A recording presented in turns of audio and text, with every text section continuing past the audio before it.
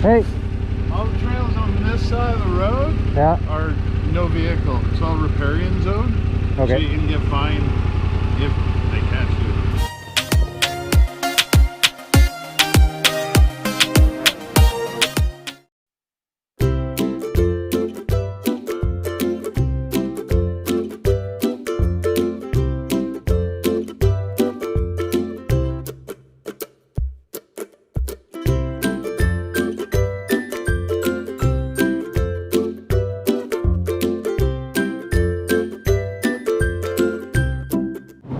Alright, these are the proper salad mixes with all the fixings.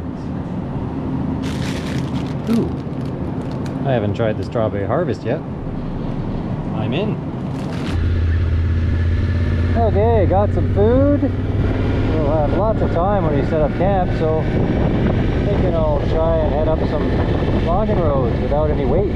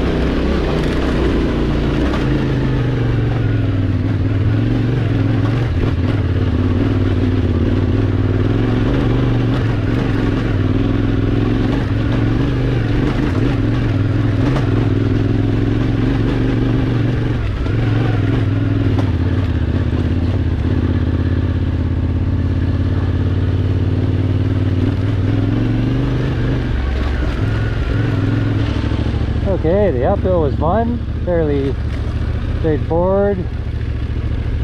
Now we're going back down. Let's see how that works.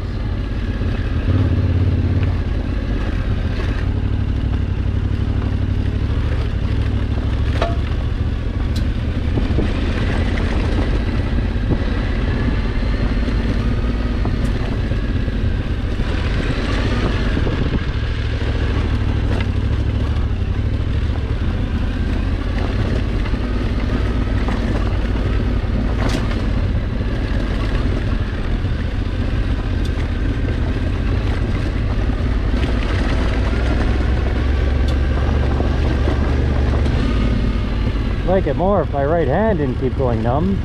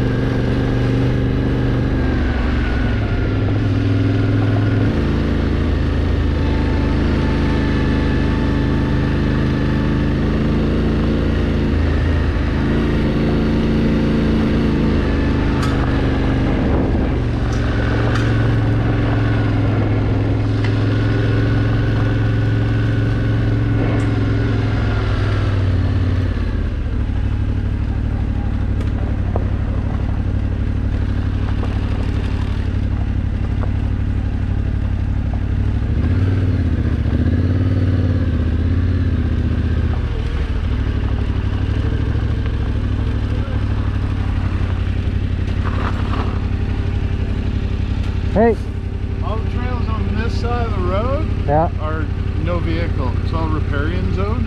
Okay. So you can get fined if they catch you. But everything up there is wide open. Right? Okay. So when you go back this way, if you go through the big empty spot, you got to go up the hill. Okay. You can't go down around or else we could all get in trouble. Okay. That's right. Yeah, it's a couple weeks old. Oh yeah? Yeah.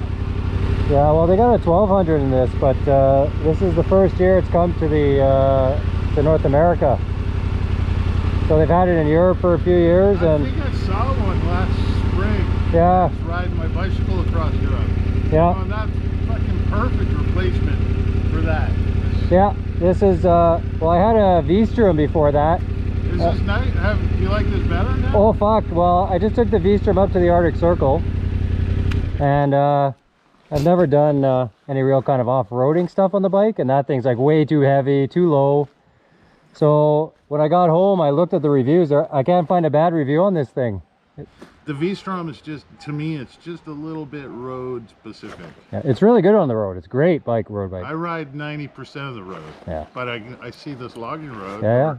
Anything from here to Squamish or here to Pemberton, and go, hey, what's up that road? Let's go see, right? Yeah. There was sections of that road when you're coming up over on the backside that if I was on the Vstrom, I think I might have got stuck because it was so steep. The road was all like fucked up and steep. And so this thing I just gunned it and was like, cool, fuck. Yeah, Lillooet Lake. Well, yeah, exactly, yeah. Dude, how much was that? It's only 15 grand. Okay. Yeah, it's because it doesn't have any bells and whistles. Yeah. It's just you can just turn the ABS off for off-road and that's it. Oh, okay. So like I was looking at the Africa Twin, but it's heavier than the Vstrom. So. Did you look at the KTM at all? I didn't. This thing came in the lightest. Okay. Because the KTM 690. Yeah, and everybody says like the engine's the most reliable around, the Yamaha. So. Yeah, they're all the big four. Yeah. Japanese bikes. Everything wears out before the engine. Well, enjoy. All right. Take care.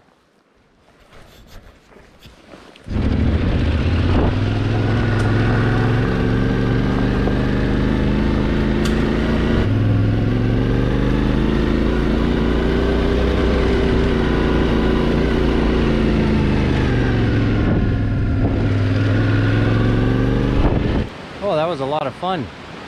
That bike was working just as advertised, and I'm not even good enough to put it through its real paces, but the stuff that I was comfortable with, it handled just fine.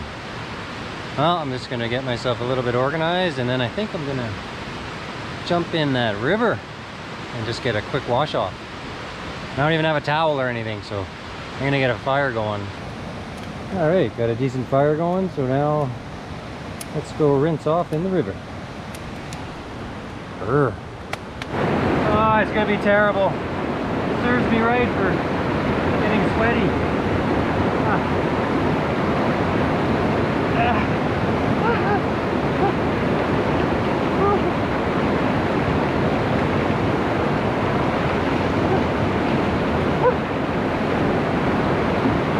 Oh, that's cold. I've got myself my own little cooler.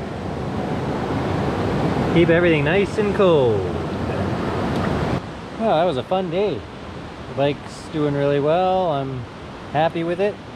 Got a good spot to camp. I've got a good fire going. And I have a proper salad to eat. Well, that's it for tonight. It's starting to get dark, so I'll eat, fool around a little bit with my phone, and then get to bed. Thanks for watching. Be sure to like and subscribe. Well, my strap just broke and I got caught up in the chain and broke my guard. Luckily it didn't damage anything else, I don't think. That should be a cheap and easy fix.